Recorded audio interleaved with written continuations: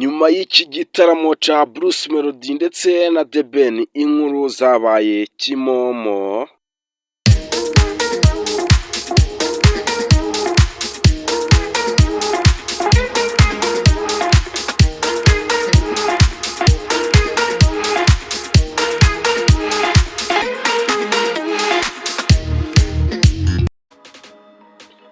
Ni nyuma y'uko iki gitaramo cari citabiriwe n'abatari bake hano mu Rwanda, dore ko hari harimo ibyamamare byinshi bigiye bitandukanye, dore ko nk'uko mubona The Ben cyangwa se umwite Taiga yabashije kuba yemerera uwo bita Binovia Stage. Ese byabashije kuba byagegwaho? The Ben yabashije kuba yahigura umuhigo. Nk'uko rero mwabibonye igitaramo kijya gutangira, Binovia yari yatejemo, dore ko yafashe ishati ye agenda ahanagura imodoka y'uwo bita The Ben, agenda ahanagura imodoka, ariko abafana muri rusange bagenda bavuga ati ibi si bikwiye, dore ko yanarambitse ishati hasi imodoka ikabasha kuba yayicaho. Ubwo iyo modoka yari irimo Taiga cyangwa se The Ben Mugisha Benjamin. Ariko rero si ibyo gusa byabashije kuba byaberamo, kuko hari utundi dutendo twinshi twabereye muri iki gitaramo bamwe batabashije kuba bamenya. Ese nk'uko byagiye bitangazwa rero, nk'uko babivuze, hagiye habasha kwinjiramo ibyamamare bigiye bitandukanye cyangwa se abanyamakuru batoranyijwe, dore ko hano bitari byemewe kuba wakinjiramo utarabashijwe kuba wahabwa uruhusa cyangwa se oningi, bakakubwira ati se ugomba kuba wagera muri iki gitaramo ukabasha kuba wafata buri kimwe cyose. Nuko rero byabashije kuba byayobera abatari bake hano mu Rwanda. Ubwo nk'uko byagiye bigaragara, nk'uko Mugisha Benjamin yabashije kuba yajya kuri stage nka saa sita z'ijoro, ubwo rero Bruce Melody we yabashije kuba yagera stage nka saa munane nk'uko byari bimeze, ariko abafana bari benshi cyane, dore ko muri iki gitaramo hari bitabiriyemo ibyamamare byinshi bigiye bitandukanye, nk'umu DJ Anita Pendo, muramuzi cyane akora kuri Kiss FM. DJ Crash nk'uko mubizi niwe mu DJ ukorera The Ben, umuvangira ingoma akumva bimeze neza, agenda amushimira amubwira ati Taiga warakoze cyane.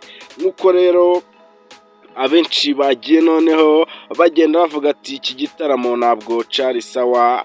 Abafana bamwe na bamwe bagiye bavuga ati iki gitaramo ntabwo cagenze neza, ati kuko habashije kuba haberamo ibintu bidaciye mu muco. Nuko babashije kuba bavuga ati se nk'umuntu nk'umunyamakuru ukoresha ikiganiro nka one on one, muramuzi cyane, ni icamamare gikomeye hano mu Rwanda, bamwita Tycoon Ndahiro.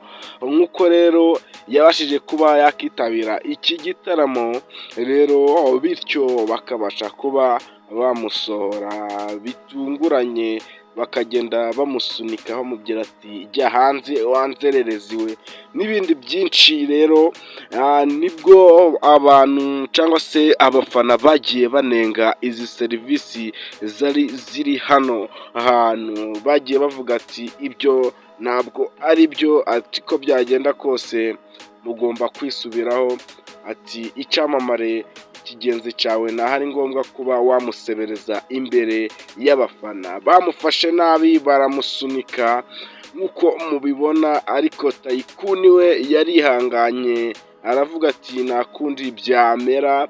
Baramusunitse ariko nawe akabasha kuba yabiyaka kugira ngo abashe kuba yafata inkuru cyangwa se yakitabira iki gitaramo, ariko byarangiwe asohowe.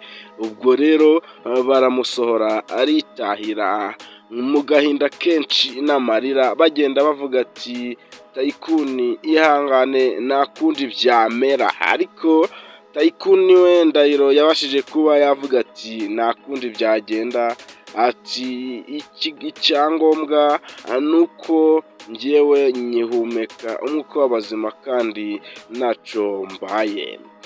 Ariko nyuma y'uko babashije kuba bajya kuri stage bakanyura mu ndirimbo zose zakozwe uyu mwaka, bagenda bavuga ati se gute The Ben afite abafana benshi ariko kuri YouTube channel ye akaba akurikirwa n'abantu bake, ati Element Ere aramurusha ndetse n'uwo bita Chris Easy dore ko amurusha abasubscribers, ubwo kizigenza wabo akaba ari Bruce Melody. Rero nshuti twakomeje kubona muri iki kiganiro, butse ko nimba utarakora subscribe yikore kugira ngo ibindi biganiro byiza tuza tubagezaho bize kugeraho ku gihe. Mwari kumwe na Benjamin, ndabashimiye, Imana ibarinde, ndabakunda cyane, ciao ciao.